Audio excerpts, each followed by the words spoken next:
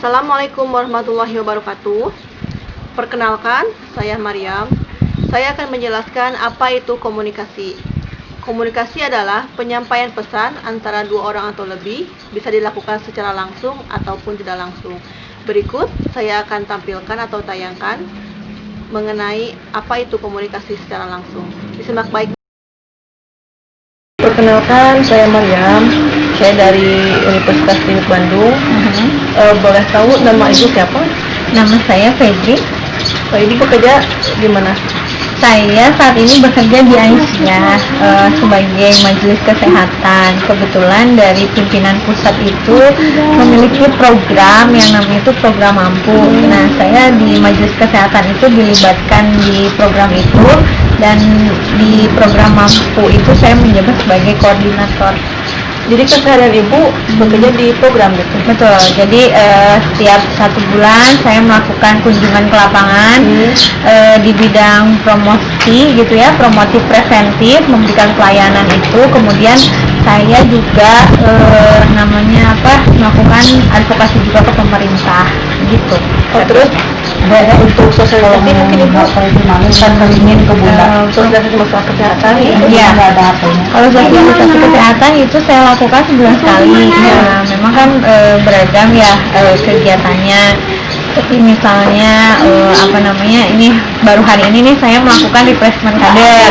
Itu saya bertemu dengan para kader, itu biasanya 1 tahun sekali kita lakukan untuk penguatan sebenarnya gitu. Terus kalau untuk yang rutin itu kita ada edukasi tentang kesehatan, kemudian pola hidup bersih dan sehat, kemudian masalah sanitasi lingkungan, bagaimana mereka harus menjaga kesehatannya, seperti itu.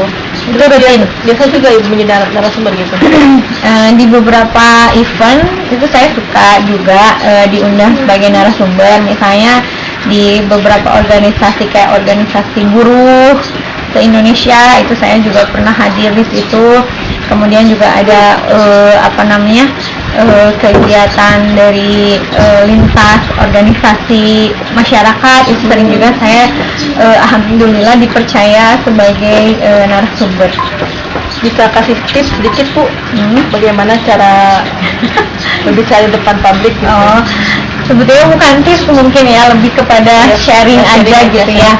Kalau pengalaman saya selama beberapa kali mengikuti pelajaran tentang teknis komunikasi, memang yang terpenting itu bagaimana kita bisa menguasai audiens, dan kemudian cara kita untuk berkomunikasi aktif, interaktif gitu ya dengan audiens, itu juga harus kita kuasai teknisnya.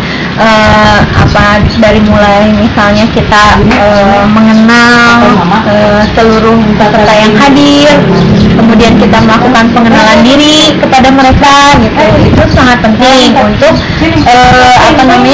ketika kita bertanya, orang lain itu lebih senang kalau misalnya dia ditanya nama gitu, disebutkan namanya. Nah, itu yang poin pertama, supaya mereka juga lebih fokus dengan apa yang kita sampaikan. Kemudian juga tentunya menguasai materi ya. Kemudian juga kita juga harus punya semacam